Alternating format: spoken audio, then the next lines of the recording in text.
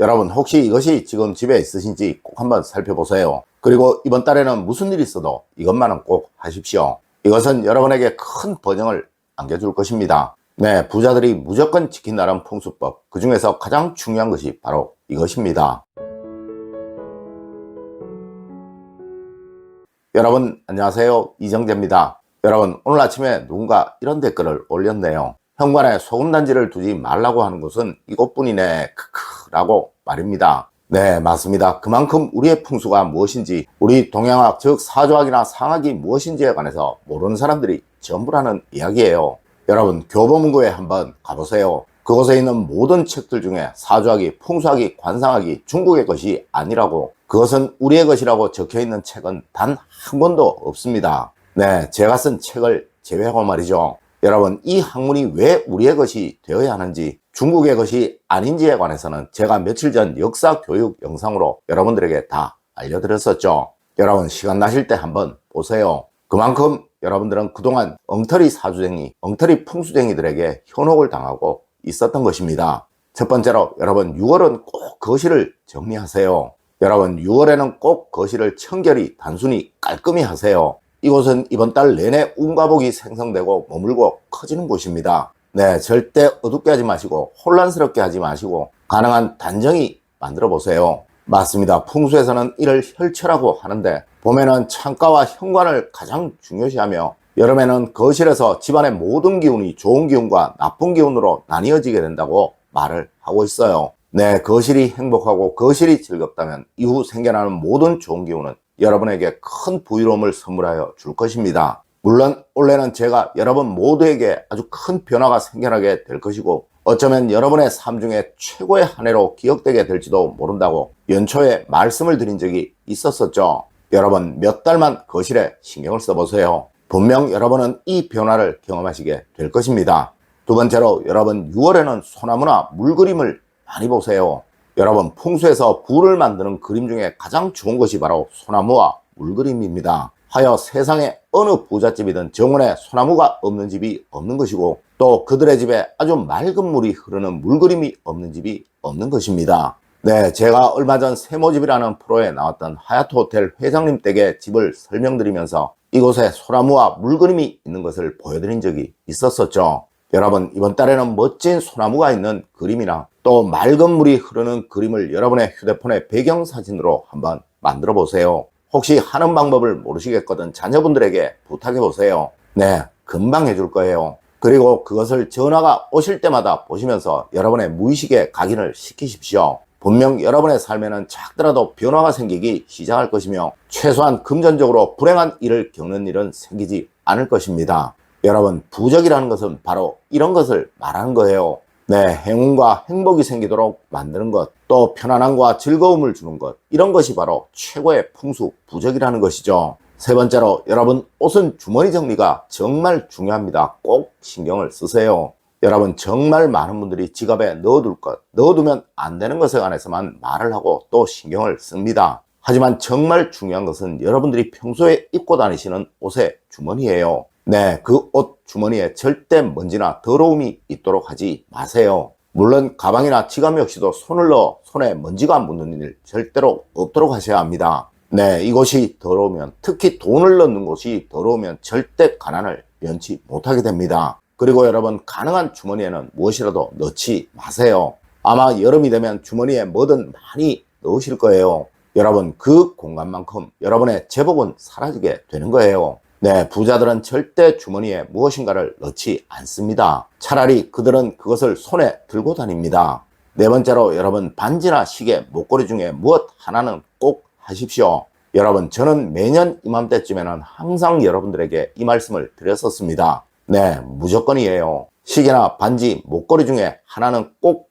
하시라고 말입니다. 이것은 여러분의 기운의 포인트가 될 것입니다. 맞습니다. 인간의 몸에는 수많은 기운들이 흘러다니는데 그 기운들 중에는 좋은 기운도 있으며 또 나쁜 기운도 있는 거예요. 하여 좋은 기운이든 나쁜 기운이든 한 곳에 모이도록 집중되도록 해야 하는 것이고, 그것이 바로 액세서리인 것입니다. 여러분 특히 여름에는 옷이 얇아지기에 이런 포인트가 없어질 우려가 아주 많아요. 네, 여러분들 여름에는 다 빼놓고 다니시는 경향 아주 많으시죠. 하지만 여러분, 부자들은 절대 이렇지 않아요. 네, 꼭 이 세 가지 중에 하나는 하고 다니십시오. 그래야 행여 생길 수 있는 불행이 미연에 모두 사라지게 됩니다. 여러분, 상학에서는 이는 무조건적인 거예요.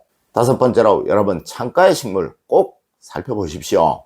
여러분, 제가 연초에 주방 창가에 작은 미니 화분을 꼭 두시라고 말씀을 드린 적이 있었습니다. 만일 이것이 지금 잘 자라고 있다면 그 집은 분명 큰 변화를 얻으셨을 것이고, 또 지금 소소한 행복과 즐거움들을 많이 느끼시고 계실 것입니다. 네, 그것이 상반기 내내 좋은 기운을 여러분의 가정에 채워 주었을 것이니까요. 하지만 그것이 시들거나 죽어버렸다면 그 집은 상반기 동안 많은 어려움들을 겪으셨을 거예요. 물론 두지 않으셨던 분들 역시 그리 좋은 삶을 살지는 못하셨을 것입니다. 여러분, 다시 두세요. 가능한 작은 것으로 2개만 두십시오. 네, 부자들의 집에 항상 꽃꽂이를 해두는 이유가 바로 이것 때문에 그러한 거예요. 여러분, 식물은 여러분의 가정에 좋은 기운이 흐르도록 만드는 최고의 풍수 도구입니다. 그리고 그 식물이 잘 자라나고 있다는 것은 지금 여러분의 가정에 좋은 기운이 잘 흘러다니고 있다는 반증이기도 한 거예요. 특히 올해는 작은 식물이 꼭 필요하고, 이것이 주방 창가에 있다면 금전적인 풍요로움이 생기도록 만든다는 의미를 가지고 있으며, 실제로 이것은 올해 주방 풍수에서 제일 중요한 거예요. 물론 상반기 내내 잘 자란 미니 식물은 하반기에 여러분에게 큰 재물복을 선물하여 줄 것입니다. 혹시 없으신 분들은 지금이라도 꼭 두십시오. 여섯 번째로, 여러분, 화장실의 향기는 바로 돈입니다. 여러분, 여름은 냄새에 아주 민감해지는 계절입니다. 네, 좋은 냄새와 나쁜 냄새, 우리의 무의식이 가장 많은 영향을 받는 시기라는 것이죠. 물론 다른 건 역시도 좋은 냄새가 나도록 만들어야겠지만, 특히 화장실만은 꼭 좋은 나무향이 나도록 만들어 두세요. 이것은 여러분의 돈복이고 재물복입니다. 맞습니다. 화장실에서 좋은 나무향을 느끼지 못한다면 그 집은 절대 재물적인 안정이, 번영이 만들어지지 못하게 됩니다. 네, 다른 계절도 그렇지만 여름만은 꼭 신경을 쓰시도록 하세요. 여러분, 여름에 화장실에서 시원한 느낌, 맑은 느낌, 청량한 느낌이 나면 그 집은 무조건 부잣집입니다. 절대 화장실에 텁텁함, 답답함이 없도록 만드세요. 네, 그것을 위해 가장 좋은 것이 바로 좋은 나무향이 나도록 만드는 거예요. 여러분, 오늘은 여름이 되면서 풍수적으로, 상학적으로 가장 신경을 쓰셔야 할 부분에 관해서 이야기를 해드렸습니다. 오늘 제가 알려드린 이야기 여러분들 꼭 명심하시길 부탁드리며 오늘의 이야기를 마치도록 하겠습니다. 늘 올바른 행운과 올바른 지식을 여러분들께 전하도록 노력하겠습니다. 여러분, 긴 시간 감사드립니다. 감사합니다.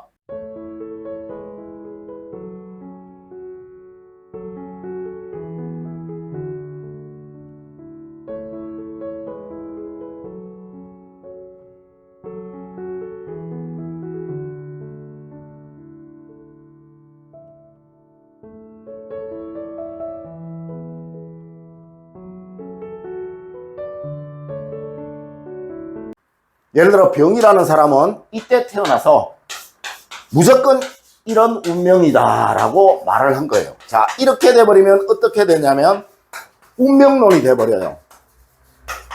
그래서 여러분들이 맨날 하시는 소리가 있어요. 뭐, 아이고 내 팔자야. 이 내 팔자라는 소리가 아이고 내 팔자야, 이게 된 거예요. 자, 운명론이죠. 숙명론이에요.